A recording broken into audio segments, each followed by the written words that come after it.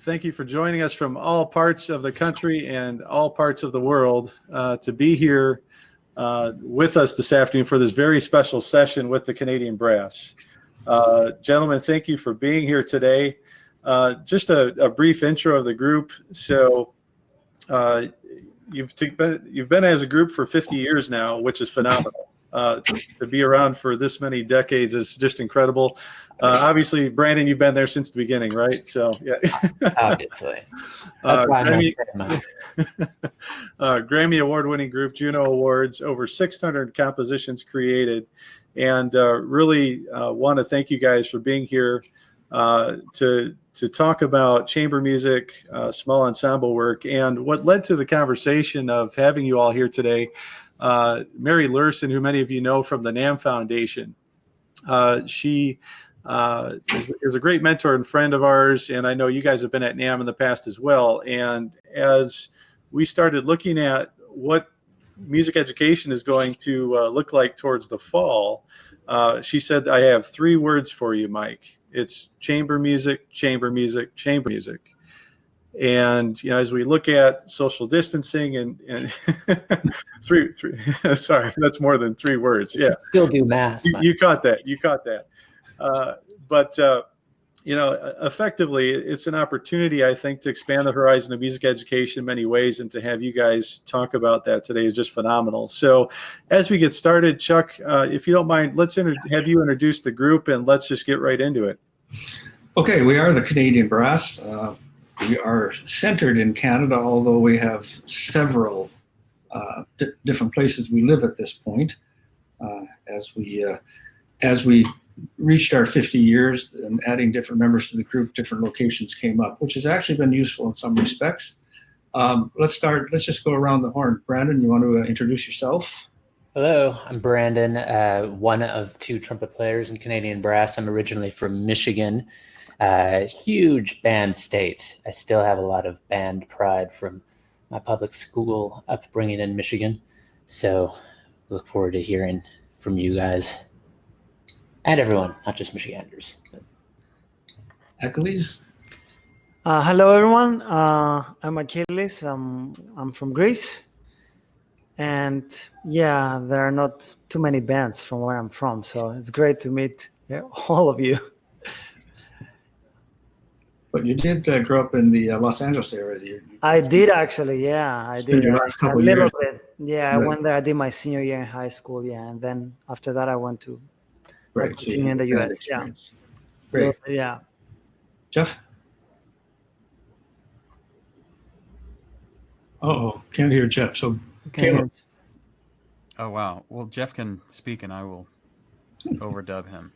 My name is Jeff Nelson, and I am the president of Indiana University. Wow. Congratulations, Jeff. Self-appointed. It's really impressive.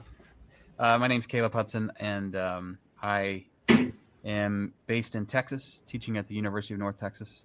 And I would like to say we're a big music education state, but we're basically our own nation in terms of music education. So good save. Really be proud of it here.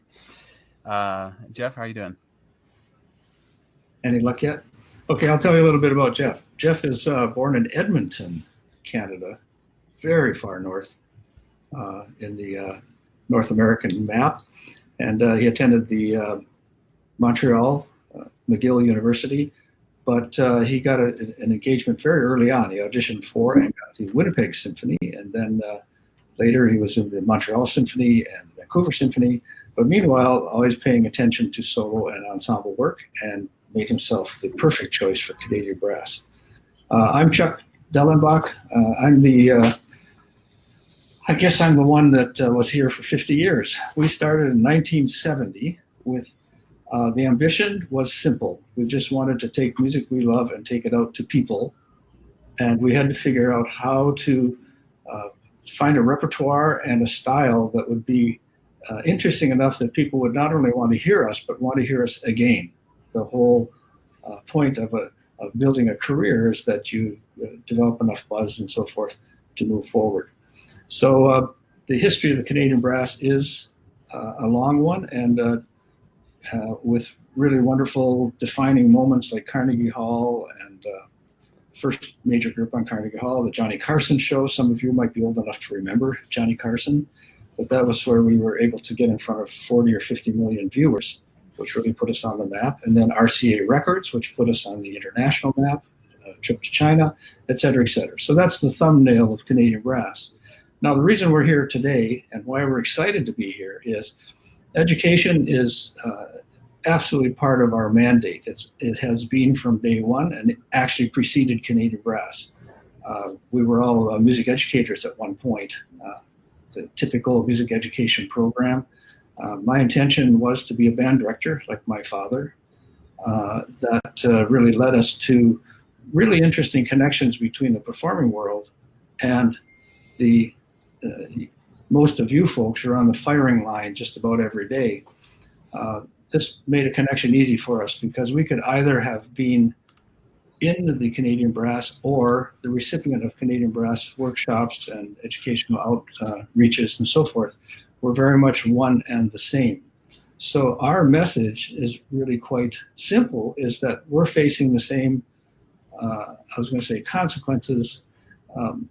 Mary Lurison pointing out that chamber music is at the forefront today. Fortunately, she didn't blame us for the epidemic, because this is playing into our main impetus, which is chamber music. So consequently, her defining this as the forward motion of music in the schools too, people might suggest that we created this epidemic and we didn't. We absolutely did. So we were in Asia just prior to that, but we were not in Wuhan. We haven't been in Wuhan for 30 years, so that definitely wasn't us. So that's why we're here, and I think Brandon could expand a bit on that. Yes, we as Canadian Brass are continuing to expand and improvise with the times, as I'm sure all of you are right now. And we've been busy with various projects, learning new things that are somewhat inside and also very outside of our comfort zones. One being learning how to record ourselves, which we would highly encourage all of you to become more familiar with. One, so that you can avoid technical difficulties when you go, live with. It's still happening. But nonetheless, this looks to be a very useful thing for the future, for not only you to know how to effectively audio record, video record, but also to be able to share that with your students so that we can stay in touch, assuming this is going to go on for, a few more months, if it goes on for several more months. But not only that, regardless of when the pandemic comes to an end, it's still going to be a really useful tool to stay connected and to help everyone learn. There's so much useful things out there. And one of the things that we started doing was we created these flex duos. And there are also flex band arrangements, but just to start in the most simple way, these flex duos are duets that are designed to be played with any instrument. You have two parts, and Achilles and I, we saw each other after, at least 3 months of not seeing each other. Went over to Achilles' place last week, and we played these duets that coincidentally Chuck sent to us on that day. We played them down and made a little recording. And if Eliza, if you wouldn't mind sharing this recording of the trombone trumpet version of the flex duet Allemande. And what can be done with this is that we have extracted versions where you just have one part. Of course, this is two parts.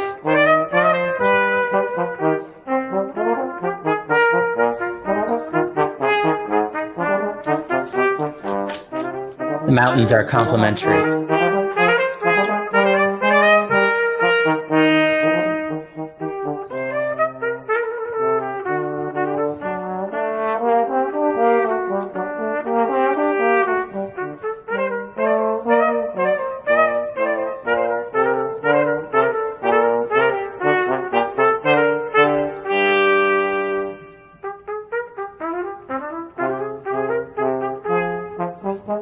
Okay, so I'll interject as Elisa turns this down. What Brandon just said,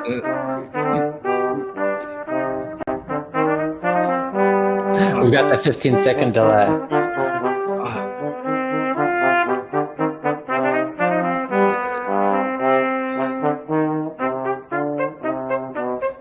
okay, so something that Brandon just said is something we all heard. We're all in music education classes at college and school. We always talked about recording yourself, and we all agreed this would be really useful. And then time constraints. We sort of don't get around to it, or we don't do it enough. Recording, having students listening to themselves play. This is forcing us all into this new world now of recording ourselves and hearing ourselves back. And Caleb actually created a little document for us to learn how to use an important recording program, happened to be the Apple One Logic, so that we could start sending parts back and forth to each other. And it's very revealing, for one thing, and it actually puts you right into the recording process very often without having a producer out in front of you telling you, that's fine, that's good, do it again, or you don't have to do it again. The recording art becomes very personal. And Caleb, I think you had a few like real basic pointers for that. I know you could technically put everybody into the Logic world, but maybe just a few. I know you're concerned about the room and the equipment and all that sort of thing. Oh, sure. Yeah. So actually, I just posted a link in the chat, and this was a link this was a video I created just for my colleagues at UNT, basically to help them get set up for teaching on Zoom. So it's basically just the initial audio settings and microphone recommendations, and just to get them started. So that's in the chat now. But what Chuck's talking about is an intro to Logic. Logic is just one digital audio workstation where you can use it to record and do some processing and editing afterwards as well. It's definitely not the only option available. As many of you know, there is Audacity, which is completely free and it's very good. There's also Pro Tools, which is the industry standard, but Pro Tools and Logic both cost some money. But I think it's very useful to kind of dive into that world. Or what I've actually found useful is with my studio at UNT, to have my students who are familiar with certain software or any technology, to have them lead sessions to help inform the rest of the studio and also to help inform me. So I've learned a lot just from asking my students to take initiative and share their experience, because as we all know, a lot of times our students know a lot more than we do when it comes to certain technology and social media as well. So I definitely recommend that. One thing I've been thinking about, like what we can share with you that's useful, since you're doing it on a daily basis, and our perspective is basically from how do we stay relevant in the chamber music world during this time? How do we stay visible? How can we stay musically engaged and stimulated? And so I was thinking about that, and also how that intersects with my responsibilities at UNT. I'm serving as the director of the Center for Chamber Music Studies program. So I'm thinking a lot about what we're going to do this fall, depending on if there's limited face-to-face contact or no face-to-face contact. So I'm thinking, I have a few ideas about that. We can get into it later, but one of the things I'm thinking is like a project by project kind of approach, where there's a lot of collaboration going on, a lot of creative initiative being taken by the students, and then these projects that they're undertaking, they can share the results and also share the process with each other in a presentation form. So that gives me an idea, Caleb. Brandon, you did exactly that. You took that same duet we just heard you and Achilles playing, and Right. You explored the flex nature of that. Yeah. So after that, Achilles and I both went home, or rather, Achilles stayed home. I went home, rode my bike, and laid down just the trumpet part alone without interference from Achilles. And then had my friend Yuna who, I mean, fortunately, she looks like she's kind of in high school, middle school. So we'll just say that she's in high school, middle school, because anybody, it's designed for this age to be playing this music. And I asked her if she would lay down the other part on clarinet just to show the flexibility of these duos. And Yoon and I play together in a group called Founders, which is also a quintet of mixed instruments. And so, Elisa, if you wouldn't mind also playing this video, the other version, the trumpet and clarinet version of the same Allemande.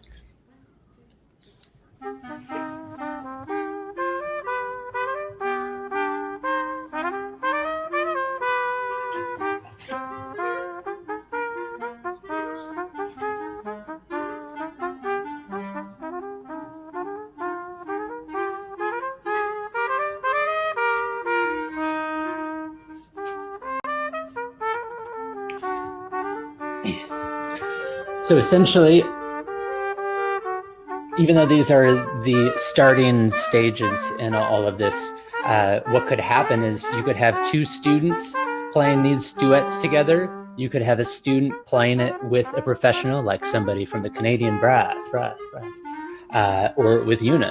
There are all sorts of endless possibilities of combos in how these duets can be assembled.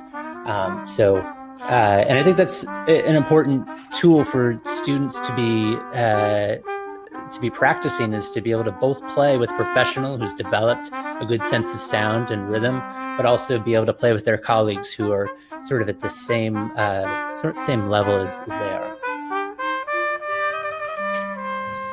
I've been imagining in a teaching studio in school that when kids have a free period, they could come in and actually, this is a chance. I know one of the real complaints for teachers is always, I don't have enough time to keep my instrument going. I played in college, I played some band, I did this, and it's just less and less time. Well, here's your opportunity to actually play with your students. You can be sending out one of the parts of the duos to all your kids and have them send you back pictures of them playing with you.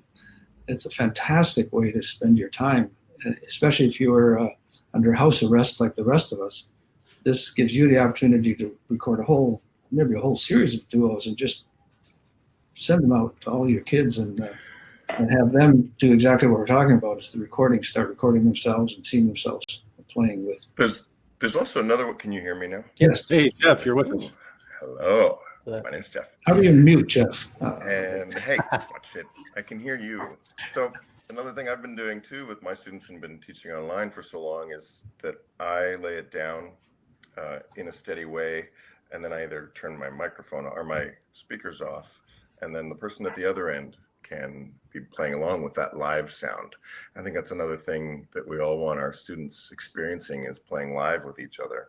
Then the person at that other end playing with the live sound of the live playing with the lag, but it doesn't matter at that end. They can record the duet and then share it. And then some people are asking Jeff about lining that up. Do you have information that we can post possibly in the Facebook area? I will. If I can get that from you, that would be fantastic. Here's the thing. This transcends the lag though, because it's only a one-ended live experience of playing along. The person at the other end plays live, and the first player gets the experience of laying it down live, and then they switch roles. So that transcends the lag, but it's a middle ground, a little more live. Yeah, I see some people asking how to put that together. Now, Chuck, we did a poll before everyone came today to this session about the Flex music that you all have done a fabulous job of creating over the last many years. And it looked like not a lot of people actually knew about it. So I'm glad you're bringing this to the table. But leaving the duos aside, you also have another step in the Flex instrumentation that you guys have worked on, correct? Well, yes. As a matter of fact, we invented the Flex band concept, but we made a basic error. The title was so bad. What we did, just for a little background, we had the series of books: Canadian Brass Book of Easy Quintets, Canadian Brass Book of Intermediate Quintets, Canadian Brass Book of Favorites. And the idea was a masterpiece approach to bringing music to young players. Usually they're playing music that is maybe of less value or quality, and we wanted real pieces they could actually perform, even publicly. Now we've taken those books, which have been very successful, and we recast them as a flex ensemble, not only band, but string and a keyboard, a percussion part as well. Any 5 instruments can assemble, which again is perfect for the fall if you have a class of 5 kids or you have a class of 17 or 31 and you're looking for music that's appropriate, but also quality music. This is our flex band. Now, the one that we did originally, it was called the All-Purpose Band Method. It couldn't have been a worse title, but it did invent the concept, which is now, I think there are a lot of things being put into flex, but not specifically for the young player, a performable piece that within a year of playing their instruments, they can actually have a performable piece of absolutely magnificent quality, which was our point, that they can take out in front of audiences, their parents and anybody else. So that's the flex. And we actually have, maybe this would be a good time, we'd like to give you 2 things as participants of the CSI program. We'd like to give you that duet you just heard. Now, can Elisa put that on so that they can push a button? Yeah, absolutely. Elisa will get that duo up for everybody here in just a moment. That's wonderful, Chuck. Thank you for sharing that with everybody. And then we're also going to give you one flex. I keep calling it flex band. It's a flex ensemble because you can put a cello and a bass or a flute and a viola. I mean, it is possible with this set, but they have to learn how to play a half-step lower or B flats on a violin. I guess are difficult. But anyway, it is the flex, and we're going to give you one of our flex bands for you to use. Actually, I was going to say just to look at or peruse, but we really encourage you to use it. And this is St. Anthony's Chorale, which comes from one of our Canadian Brass Book of Quintets. Is now a Canadian Brass Book of Ensemble music. So does that happen automatically, the push? Yeah, it should be going up right now. And Chuck, if they wanted to see all the other flex band and flex duos that you have, where's a place for everyone to access that information? Oh, let me see. That sounds like an opportunity to do an ad. Oh, man. How about the Canadian Brass Store? And it's just that, Canadian Brass Store. 2 S's in the middle, because, oh no, there are more. 3 S. BRASS, yeah, 3 S's. And we have all of our music laid out there, as well as Smart Music is now putting up, we have quite a contingent of works in Smart Music. And they just put up a brand new one, which I think people might be really excited about, as we are. It's our Saints Hallelujah, which has become quite a signature piece for Canadian Brass. Luther Henderson put these 2 pieces together for us way back when to play for the Queen of England. And by the way, it's just the Queen. She's the Queen of more than England. Mm-hmm. The Queen. We had an opportunity to play for the Queen. And he put her favorite piece and our favorite piece together. And now it's available in an easier arrangement, because ours is my part's not hard, but Achilles, you have that big improvised solo in the middle. That's really, that's difficult.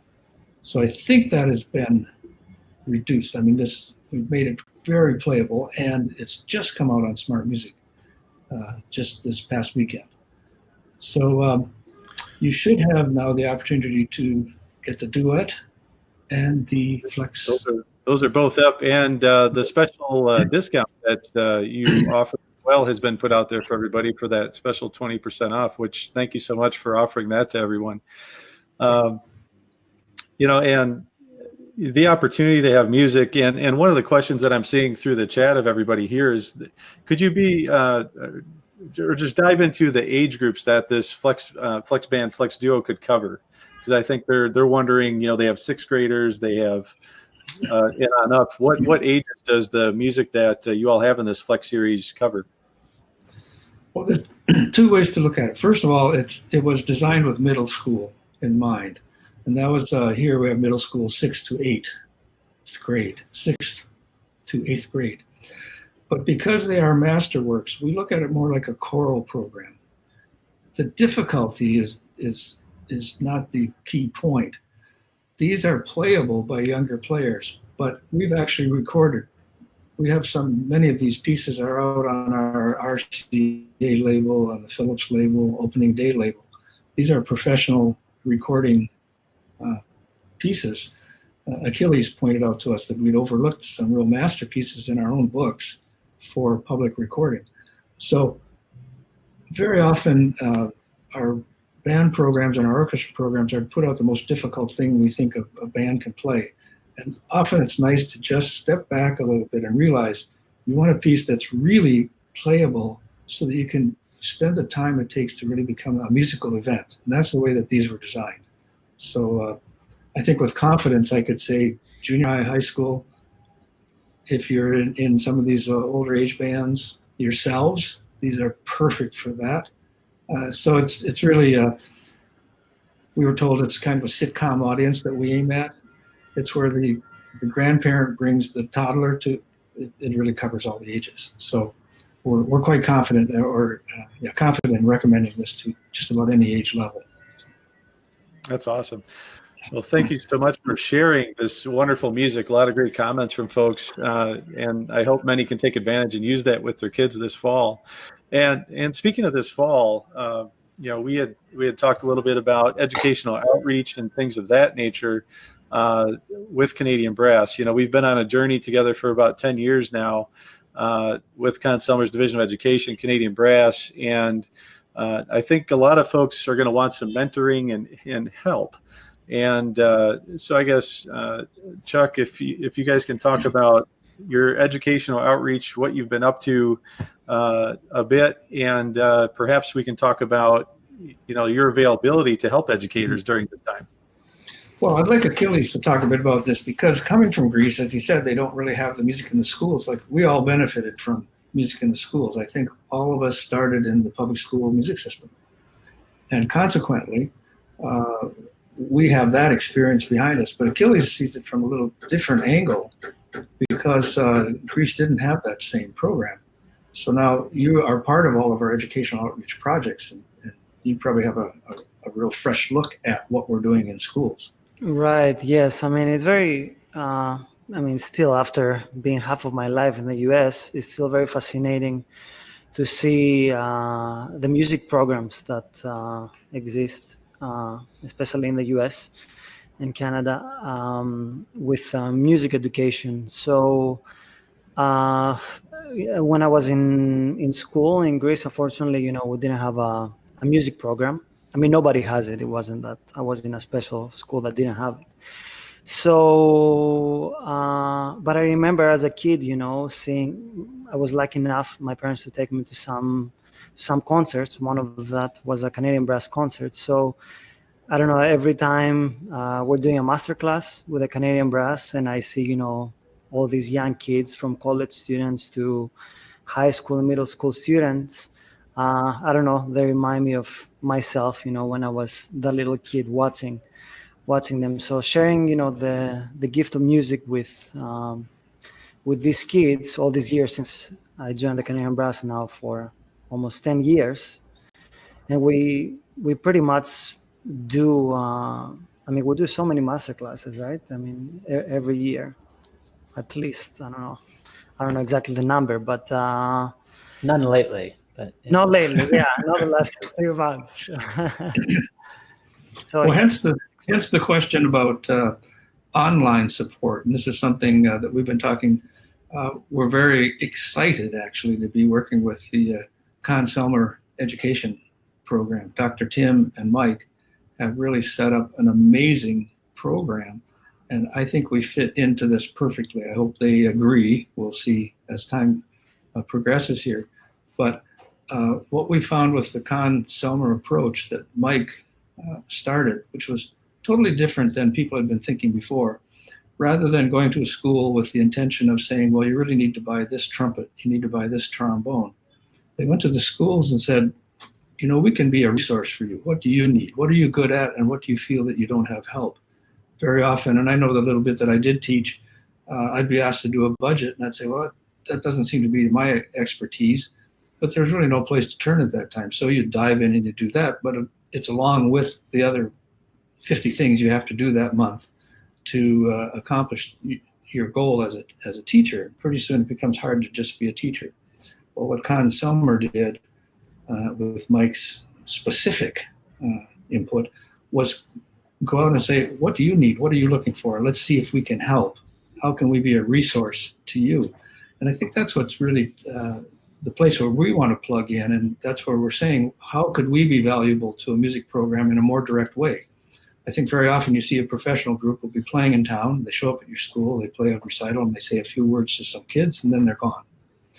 And there's certainly some better approaches to that, and we'd like to be part of implementing that, which is how do we stay in touch? How do we keep a dialogue? How do we maybe get a consortium? We could put several schools together, so it doesn't have to be, especially with the internet, just like now. It seems almost impossible. How would you hit every school? Well, here we go. This is a possibility now. Funny you say that, Chuck. Yes, there's an increasing number of ways one can stay in touch with one.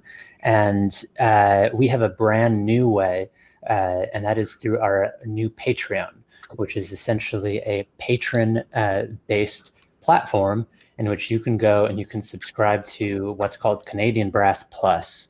And Canadian Brass Plus is essentially content that we upload specifically for Patreon, largely of which will include educational content. And this educational content could be anything from Jeff saying, this is how you play high or low notes on the horn, to Caleb saying, this is how you play extremely soft, this is how you play with good time. We plan on posting little snippets of education advice along with master classes that occurred at Curtis or wherever. And then, of course, audio and video music uploads will be put in there as well. And this is what we're doing to help inspire both you music educators, but also students, so that they can see firsthand exactly how to do things, especially right now, since we can't really proceed as usual. We can't go out and give master classes and travel around like we used to. So in the meantime, and moving forward, even once everything's lifted, we plan on creating this content for you. So check out Patreon, Canadian Brass Plus Patreon, and also our Instagram. We'll be putting these little snippets of education advice. I think the other thing too, just really quickly to add to what Achilles was saying about growing up and seeing Canadian Brass is, and I just realized now, but the four of us all grew up as fans of Canadian Brass, and Chuck was there all the time as well. But the four of us, we have that love of music because of Canadian Brass, and that's one of our big goals when we're teaching and talking, is to inspire, to share that. And we're right next to that feeling of what we want to give to your students too, along the way. Right. And the other thing is, aside from Canadian Brass, there's just a wealth of videos out there that one could learn from. And of course, there are even more videos that are maybe not the best things to learn from. But we all have, and maybe you guys feel free to post your favorite videos that you've learned from. I just posted one that maybe some of you out there have seen before, that was done by prodigy Jacob Collier. And if you're unfamiliar with Jacob Collier, he's sort of the jazz Mozart of today. Just a really brilliant musician, can play any instrument he lays his hands on, but he can also produce all of his music rather expertly. This video that I posted here in the comments is his way of explaining harmony, something we're all familiar with. We've all done harmony at some point, but he breaks it down to an elementary student, and then I believe a middle school or high school student, and then college, and then professional. And I find these videos like these are really useful tools for us, for anyone out there, and just how to explain based on who your audience is. Also, I'd highly recommend all of the Leonard Bernstein music for young people. Take little fragments from any of those, and they're just hours and hours and hours of Leonard Bernstein footage that's really useful now. Collectively, I think we could make a list of what we think is interesting and send it around, and we'd love all 2,000 of you watching this to add your get your input on what you found for interesting videos, because I think we could end up with a fantastic list that would be useful for all of us. Somebody asked, and one of the questions here is, maybe we should start an online chamber music festival. What a great idea. This could be our first day of the online chamber music festival. Absolutely. Mike.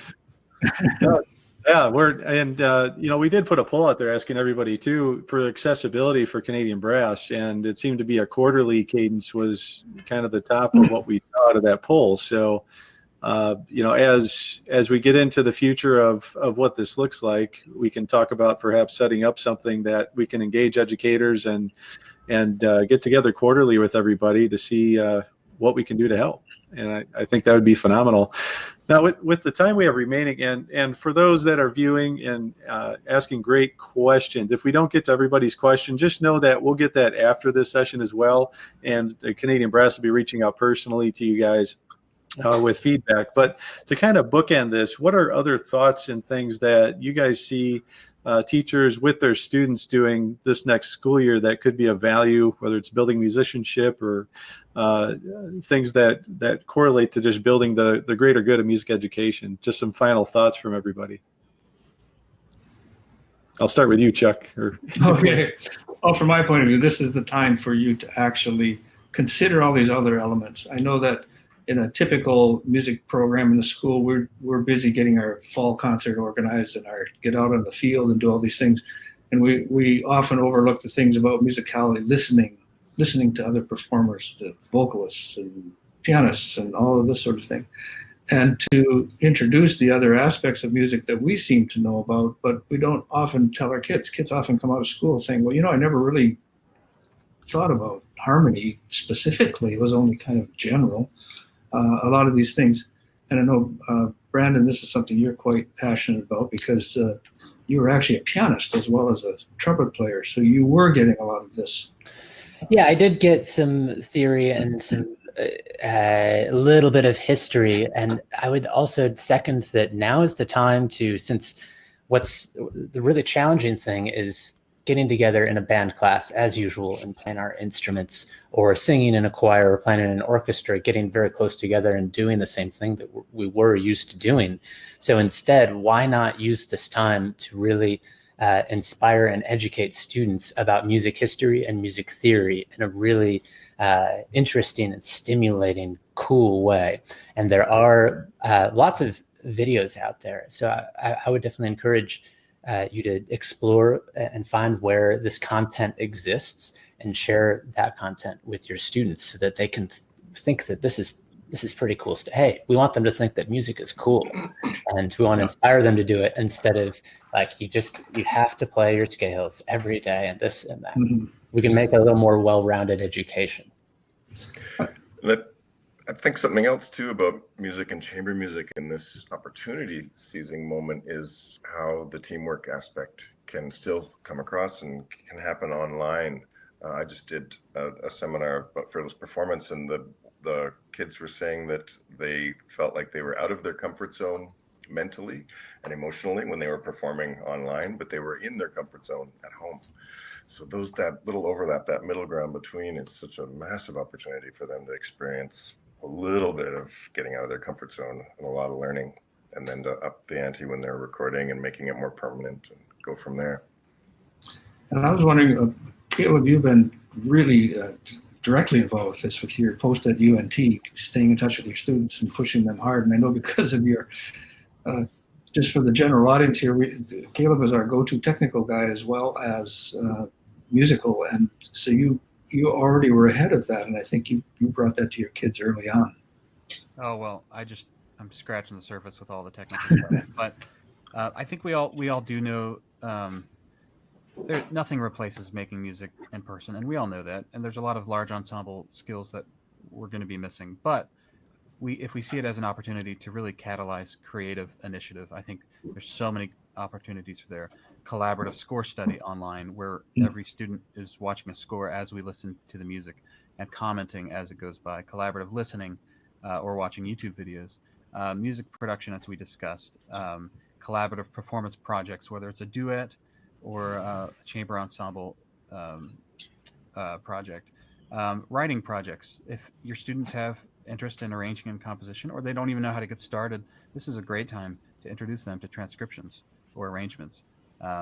Even if it's something as simple as taking a Renaissance madrigal and writing it down for a 4-part ensemble, like a flex ensemble, do their own flex arrangement. That could be cool.